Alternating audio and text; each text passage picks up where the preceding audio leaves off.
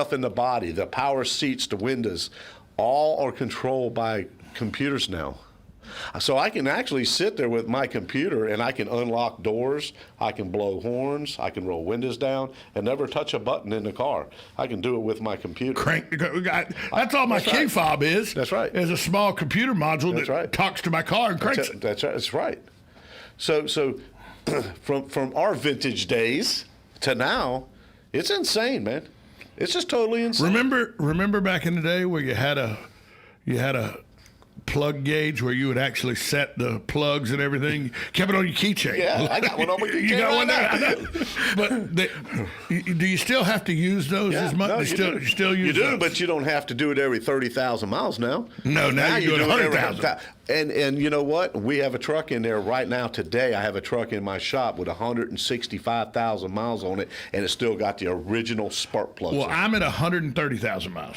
And I've checked the records. I bought the Cadillac from a lady who was a single owner. And she handed me over one of those accordions of the records of all the upkeep she did. And she was the lady who took it to Cadillac. Right. She had the money to take it to Cadillac, and she took it to Cadillac. Nothing wrong with taking it to a dealership. No. It's more cost-effective taking it to a place like Sunrise Auto, but nothing wrong if you're a dealership person. So she would take it to the dealership. So I got all these records. Plus, I've kept all the records for mine. I've looked back. I just looked through to see nowhere in the 130,000 miles has it had a tune-up. Now, what you could do is you could pull the spark plug wire off or pull the coil off, because most cars don't even have spark plug wires anymore. So you pull the coil off. What you want to see is the tip of the spark plug. And this is across the board. I don't care if it's a GM, Ford, Chrysler, Toyota, Honda, that they'll paint the tip of the spark plug. That's to tell us the spark plugs are the original ones. You see what I'm saying? Right. So if you just pull the coil out and look, and if there's a little paint on it, that's the original. That's the original jewel. You know, but it's one of those. If it ain't broke, don't fix it, or is it not? No, that's something that you want. See what happens with the cars today is that as that spark changes, as the fire and the way that the spark plugs operate, as it changes, and it's going to change because the gap's going to get wider. It's going to change the spark, going to change the output of the coils. And so that also affects probably the air to fuel ratios and the way that the car performs. So the computer is actually compensating. It'll compensate for that. The spark's not as powerful. We're going to reduce fuel. The spark's not, this ignition system's not performing as to the peak. So we're going to take away from the other things. Now, you may not ever feel it, but it is happening.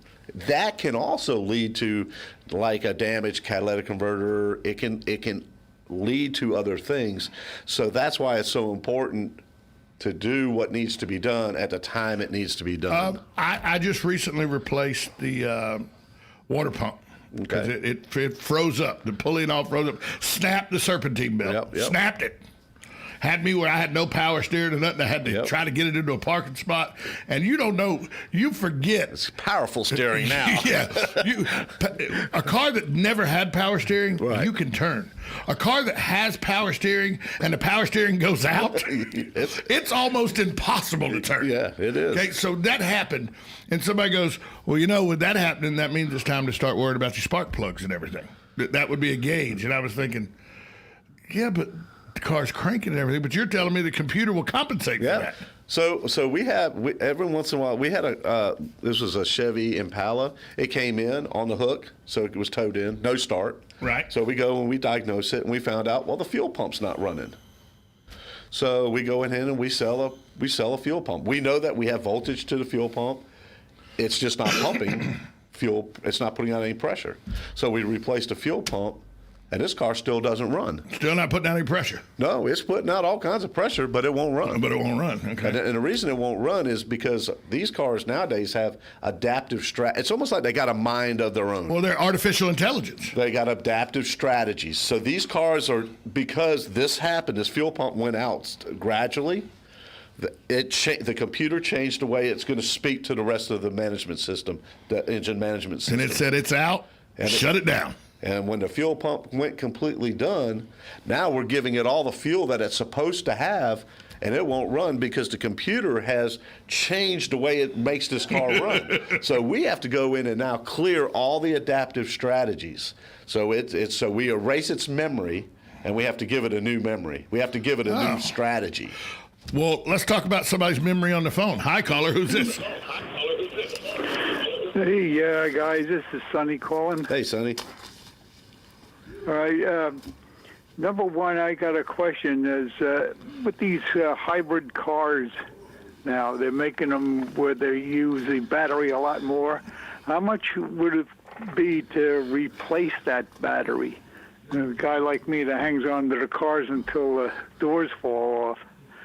But anyway, I was curious about that. With these new batteries, they're using rare earth materials to make them and all that, and it really boggles my mind.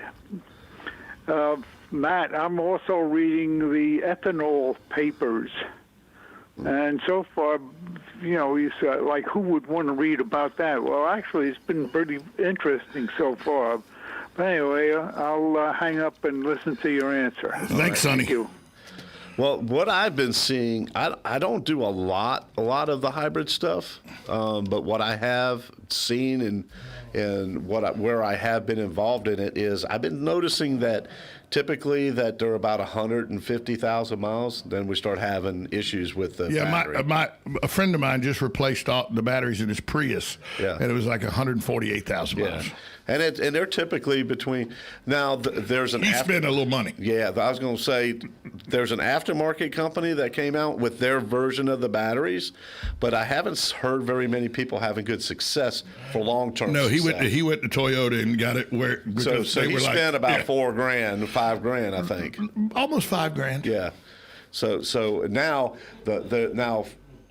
I was always a GM guy, so they have what they call the Mo 2. So they have the full size Tahoes and Yukons that have hybrid motors in them that are hybrid, and the battery is literally the width of the whole vehicle, and it's the same exact system that Toyota uses. It's the same cell that Toyota uses in the Prius, except for, like, I think the one in the Prius has 24 cells, which are 2 batteries per cell. Right. And then the GM is like 68 or 64 cells.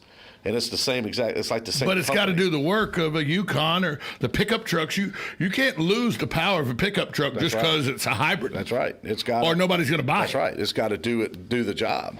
And this particular one had, this particular vehicle had almost 200,000 miles on it, and we had to replace the. Sonny brought up a very good point too. I've been noticing here in the last week or so, there's been a big push now to go to, everything now, most of the time you see gas contains up to 10% ethanol. Right. Now there's a big push in the last couple of weeks. You've seen it because the Secretary of the Treasury, the elect that's been appointed by Joe Biden, one of the first things she said in her interview was, first thing I'm going to look at as Secretary of Treasury is $1 gas tax, going up $1 on the gas tax.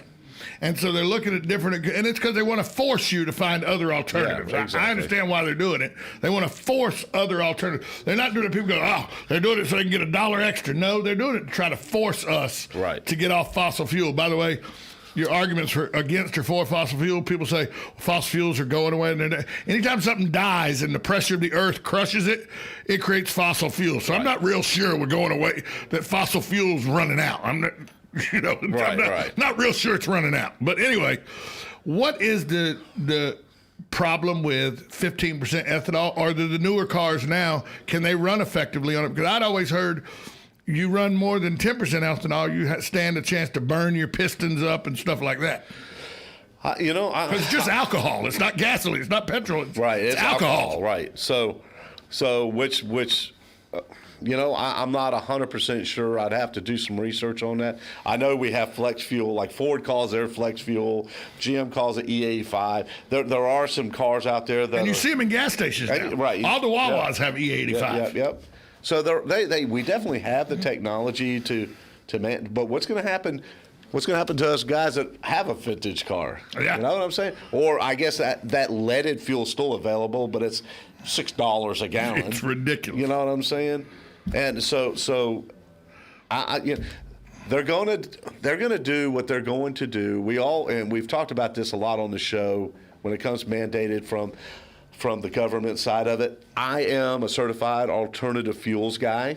I got that. That was something I've done my whole life. I've been dealing And there's with all kind of alternatives. CNG, biodiesel, CNG. propane. Yeah. There's all kinds of stuff out there. I thought the biodiesel was going to make a lot of sense because you could just go get cooking oil from restaurants and everything. I've done it. I turned a Mercedes into but see, here's the thing with the biodiesel with the cooking oil. Then there's biodiesel with algae. Right. And then so the cooking oil has shifted. So it's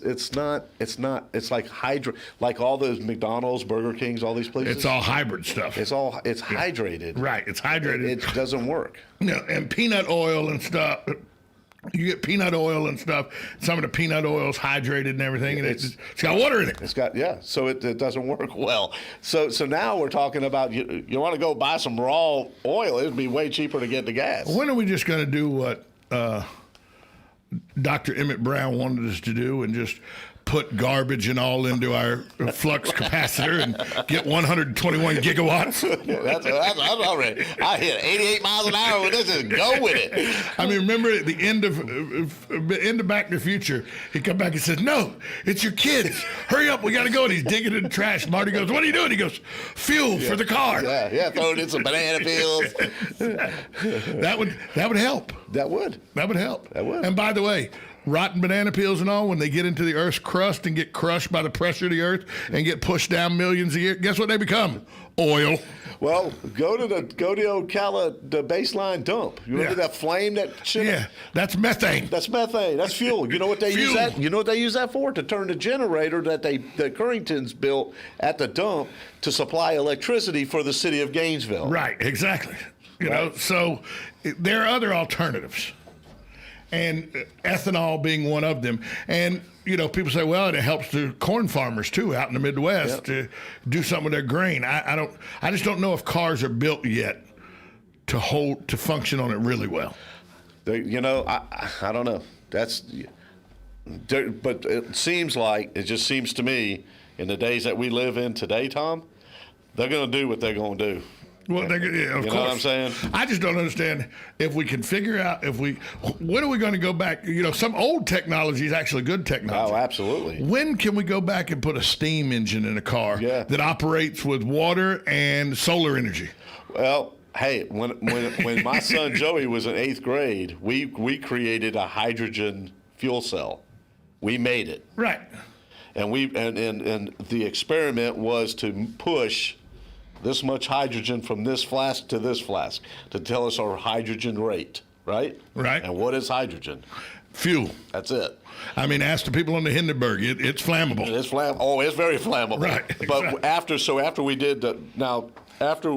we did the science project, I took a Buick, and we added this fuel, hydrogen, to the car, and we went from a car that got 28 miles to the gallon. It was 28 point something, and we did an orange test on it, and we added, after we did the hydrogen, we went from 28 point something to 54 point something. Doubled. We doubled the fuel economy. Well, that may be what you're calling, Matt, to make $1 million that way.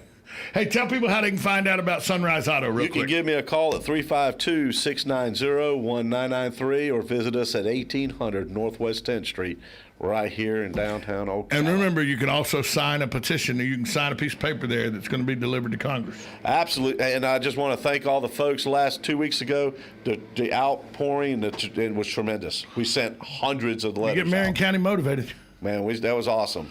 Thanks, Matt. See you next week. Yes, sir. Matt Gibbs. Auto repair with personal care with Matt Gibbs of Sunrise Auto. We'll be back after this timeout. 1370 AM, 96.3 FM, WOCA, The Source.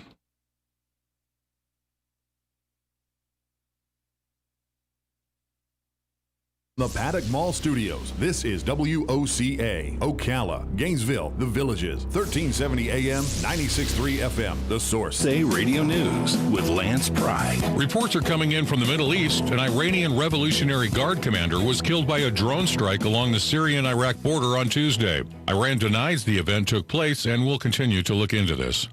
The Supreme Court heard arguments Monday over President Trump's directive to exclude illegal immigrants in the country from the 2020 census count. The census determines the number of House seats each state gets and the allocation of funding to states. Georgia Secretary of State Brad Raffensperger said state officials are investigating third-party groups trying to register people in other states to vote in the Georgia Senate runoffs. These third-party groups have a responsibility to not encourage illegal voting. If they do so, they will be held responsible. The investigations are into at least 4 groups. Efforts come ahead of the January 5th Senate runoffs that will determine control of the U.S. Senate. We are USA Radio News. It's not over. Sadly, our nation is going through tough times again, with no end in sight, and nobody knows what might happen next year.